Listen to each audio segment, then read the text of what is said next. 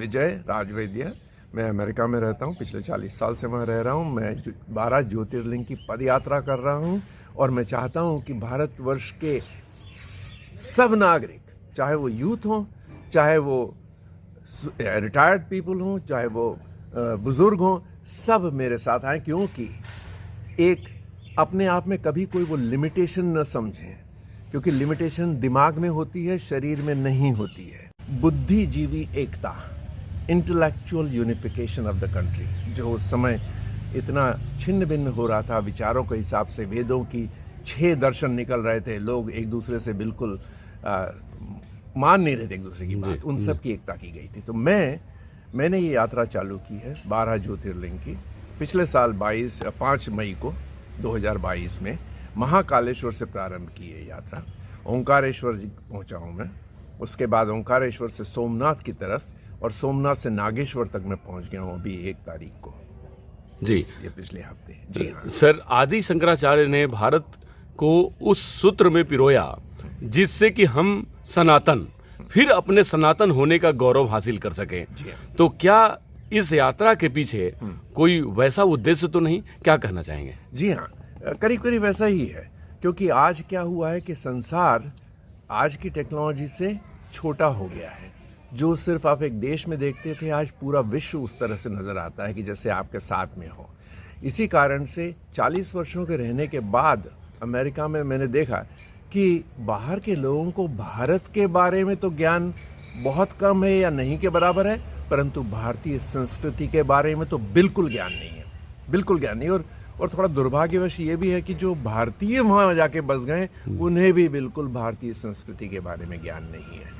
तो वही कार्य जो आदि शंकराचार्य जी ने भारत में किया था, मैं ये चाहता हूँ कि उसी तरह की अध्ययन पीठ की स्थापना की जाए विश्व के विश्वविद्यालयों में, जहाँ पे हम लोगों को प्रॉपर तरीके से शिक्षा, उचित प्रकार से हम शिक्षा दे सकें और समझा सकें, उसमें अध्ययन कर सकें लोग। भारत का दर्शन बहुत महान और डीप दर्शन है, बहुत गहरा दर्शन है।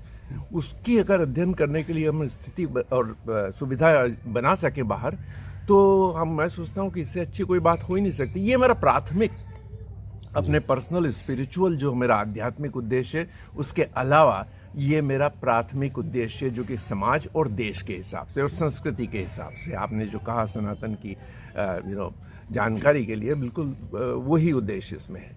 परंतु इसके साथ मेरा एक और उद्देश्य भी है। ये तो हुआ भाई जानकार लोगों के लिए, बुद्धिजीवियों के लिए बात हुई, लेकिन साक्षरता भी तो हमें चाहिए नीचे से।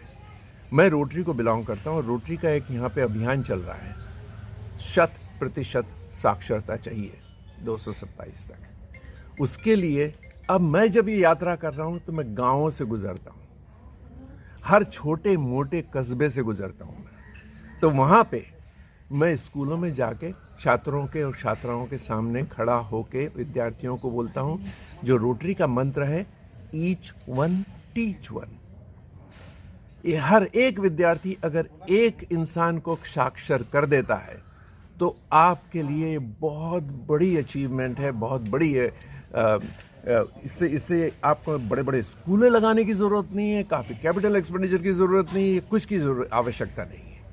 आप स्वयं इससे अपने छात्रों का उपयोग करके बढ़ा सकते हैं साक्षरता। तो ये दूसरा उद्देश्य है। तीसरा उद्देश्य भी है इसमें, एक तीसरा उद्देश्य ये है कि हमारे देश के जो लोग अपने जीवन में कार्यरत रहे हैं और अनुभव प्राप्त किया है और देश की सेवा की है और उच्च स्तर प्राप्त किया है अपने जीवन में, वो लोग रिटायरमेंट के बाद में समाज से कट के कहीं एक अलग जगह बैठे हुए हैं, अपनी जीवन वो कर रहे हैं, व्यापन कर रहे हैं। मैं चाहता हूँ कि वो पुनः वापस आए, इसमें आए और फिर से समाज से जुड़े, और फिर उनका जो 30 साल का अनुभव रहा है, 30-35 साल का, उसका हमें फिर फायदा हो जी। तो उनको मैं साथ में लेना चाहता हूँ। जी सर, ये सारी बातें बहुत गंभीर और बहुत महत्वपूर्ण बातें हैं, और हमारे झारखंड में तो बहुत बड़े बड़े ब्यूरोक्रेट्स, उसी में एक बहुत बड़ा नाम आता है पूर्व कमिश्नर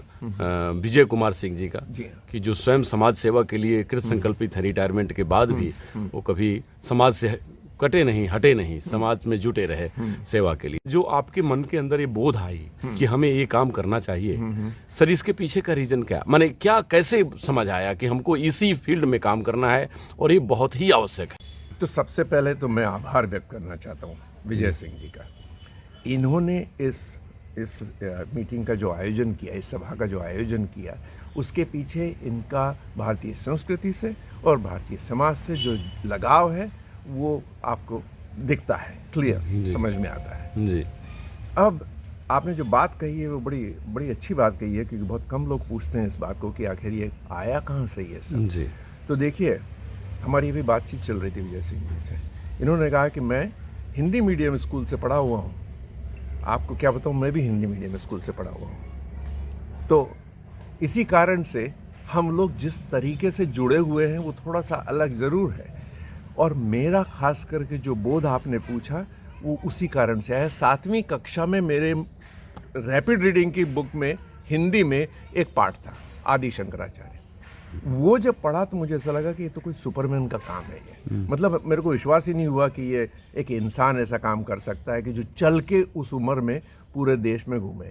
तो ये विचार बहुत साल तक बैठा रहा। फिर 20 साल के पहले करीब मैं इसी चीज़ को करने के लिए, आगे बढ़ने के लिए सोचने लगा। और मैंने बातचीत भी की, पत्नी से बात की, परिवार से बात की और करता रहा। और फिर ऐसा लगा कि यदि मैं पहला कदम जल्दी नहीं उठाऊंगा तो वो दूसरा कदम नहीं उठ पाएगा। पहला कदम उठाना आवश्यक था। मेरी उम्र 31 साल की है इस समय, 71 ईयर्स। अब बोलिए कि अगर नहीं उठ रहा है पहला कदम तो और कितना इंतज़ार करूँ मैं। तो इसलिए मैंने पिछले साल ये कार्य प्रारंभ कर ही दिया। और दूसरा जो कारण था वो तो आप समझ रहे हैं, 40 साल से बाहर रह के कष्ट होता है देख के कि हमारे स्वयं के भारतीय और विदेशी हमारे बारे में नहीं जानते, हमारी सभ्यता के बारे में नहीं, संस्कृति के बारे में नहीं जानते, जो कि संसार की सबसे विकसित संस्कृति और सभ्यता है, इसके बारे में उनको ज्ञान तक नहीं है। तो उसके लिए बड़ा मन था, विचलित था मन इस बात। जी सर। सर आपने मुहिम छेड़ी है सर, इसमें आने वाले चैलेंजेस बहुत सारे होंगे, तो आप उसको कैसे टैकल करेंगे? क्या उसकी भी तैयारी आपने की है? जी हाँ, 2 तरीके होते हैं इस डिफ़िकल्टी को और इस परेशानी या इस कठिनाई से पार पाने के लिए। एक तो तरीका एक होता है कि आप हर कठिनाई से जूझें और उससे समाप्त करें और फिर अगले स्टेप पे जाएं, है ना। और दूसरा तरीका होता है कि उसके बगल से निकल के जाएं और आखिरी उद्देश्य पहुंचे, क्योंकि वो अगर प्राप्त हो जाता है तो ये सारी कठिनाई अपने आप विलुप्त हो जाएंगी। तो जो हमारा पहला उद्देश्य है वो एग्जैक्टली वही कर रहा है। क्योंकि अगर आप एजुकेशन देते हैं किसी को उसके बारे में, तो वो धीरे धीरे उस ज्ञान से अपने आप ये कठिनाइयाँ विलुप्त होने वाली हैं। इसलिए हमें हर एक इंसान से हर एक कठिनाई से जूझने की आवश्यकता नहीं है। और शंकराचार्य जी ने भी यही किया था। उन्होंने भी जाके सीधा मंडन मिश्र से वार्तालाप किया और शास्त्रार्थ किया था। देखा ना आपने, क्योंकि ये तो वेदांत तो अद्वैत के पालन करने वाले थे और वो मीमांसा के पालन करने वाले थे। तो ब्रह्म और जीव को एक बताने का काम इन्होंने किससे किया? प्रकांड पंडित के साथ में। ये हर किसी से नहीं किया उन्होंने। और वो कहाँ किया? आपको आश्चर्य होगा, वो महेश्वर में हुआ था। ओंकारेश्वर के पास में एक जगह है महेश्वर, जहाँ से अहिल्याबाई थी जी, बाद में हुई है ना, उसी जगह से। ये होलकरों की राजधानी थी उस जमाने में, नर्मदा के किनारे पे। और ओंकारेश्वर में उन्होंने इसकी पढ़ाई की थी। तो मैं आपके सवाल का जवाब, आपके प्रश्न का उत्तर मैंने जो दिया वो यही है कि आपको हर कठिनाई, छोटी छोटी कठिनाई से अलग अलग लड़ने की आवश्यकता नहीं होती है जी। आप एक देखें कि इन सब का जड़ कहाँ है, इस सब की उत्पत्ति कहाँ से हो रही है। अगर आप वहां तक पहुंच सकते हैं तो आप उसको निकालिए। वो चाणक्य वाली बात है ना, मट्ठा डाल के भी जड़ निकालिए आप जी, है ना।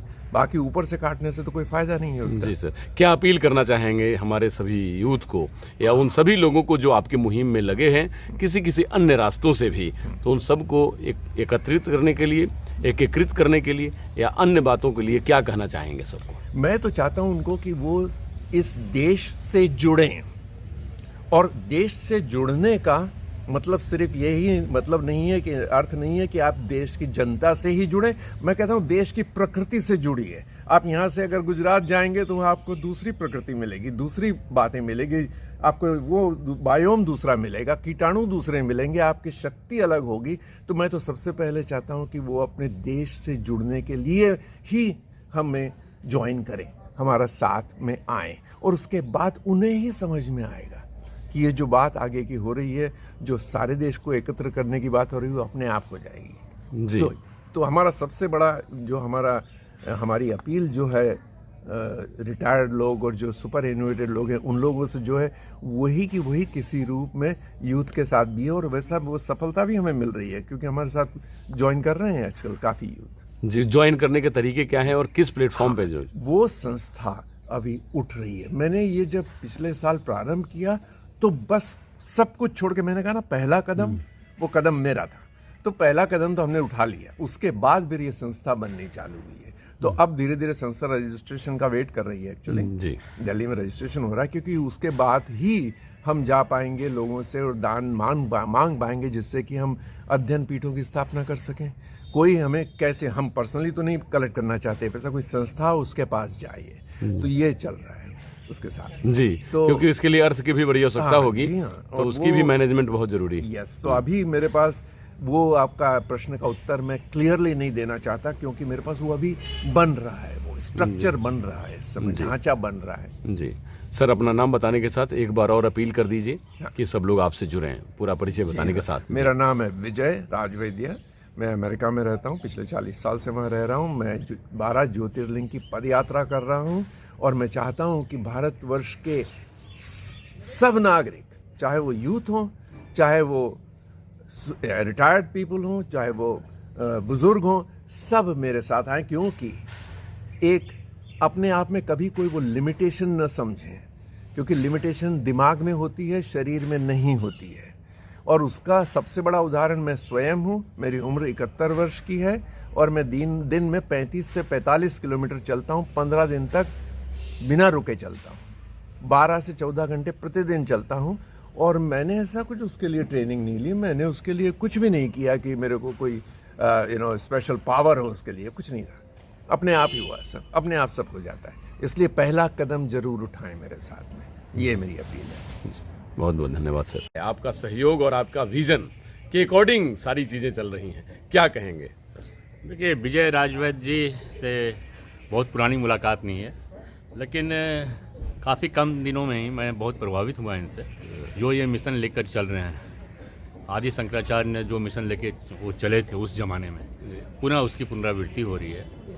और ये 35-40 किलोमीटर पर डे चल रहे हैं और उसी रूट से जा रहे हैं जो आदि शंकराचार्य ने उस समय चले थे। तो उनका मुख्य उद्देश्य था, उस समय बहुत सारी ऐसी हम लोग में कुरीति आ गई थी बहुत तरह की, उसको दूर करके सनातन को पुनः स्थापित करना, और इनका भी उद्देश्य वही है।